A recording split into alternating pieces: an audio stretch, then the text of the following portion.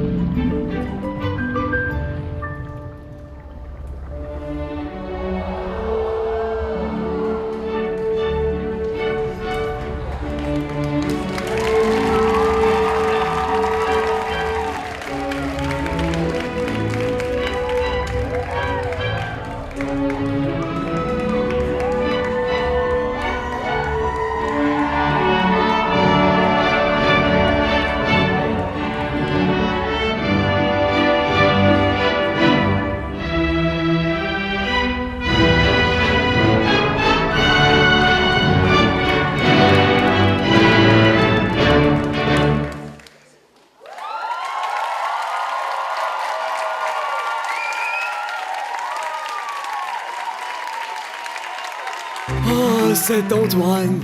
Quelle imagination débordante!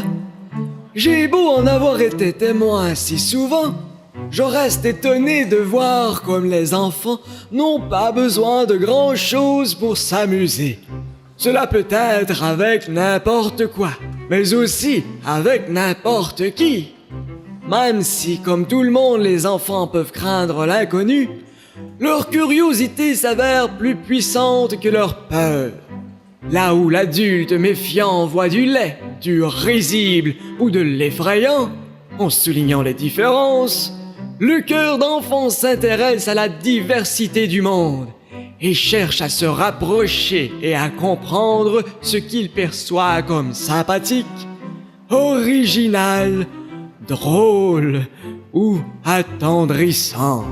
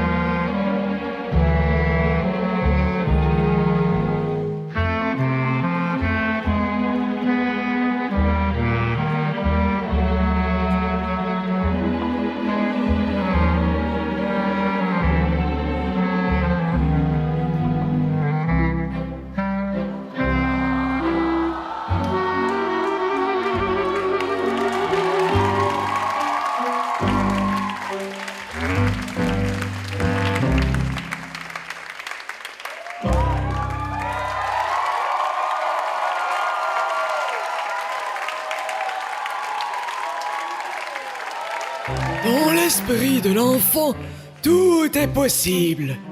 Par exemple, quand on lui demande quel sera son métier une fois adulte, il ne se limite pas à se projeter dans un travail conventionnel. Une partie de lui, son cœur en fait, milite pour ouvrir grand ses horizons et le pousse à s'imaginer accomplissant l'extraordinaire, le prodigieux, l'héroïque et même le farfelu. Comme pour le reste, c'est ce cœur qui l'entraîne et le conduit. Et comme tout enfant, Antoine n'a aucune envie d'y résister.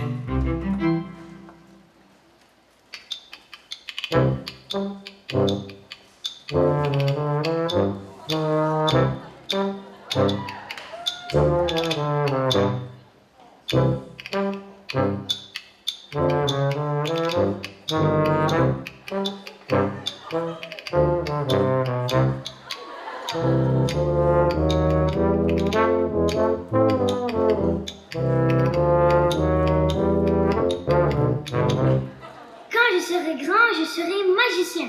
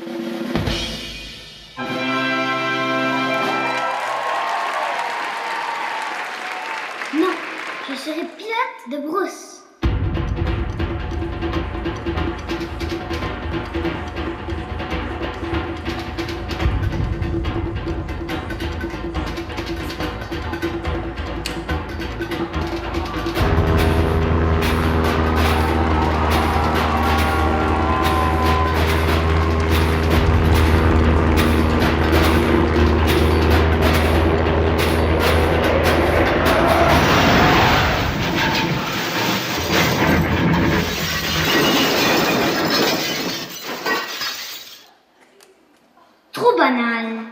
Et pourquoi pas chef cuisinier pour dragon?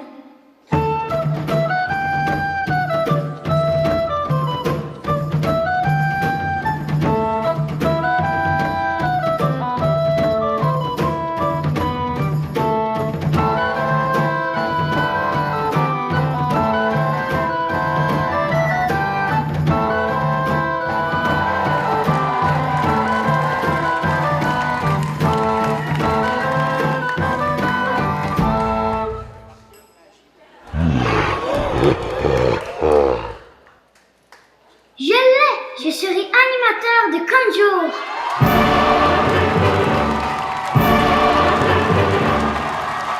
Et je vais remporter un Zulu d'or!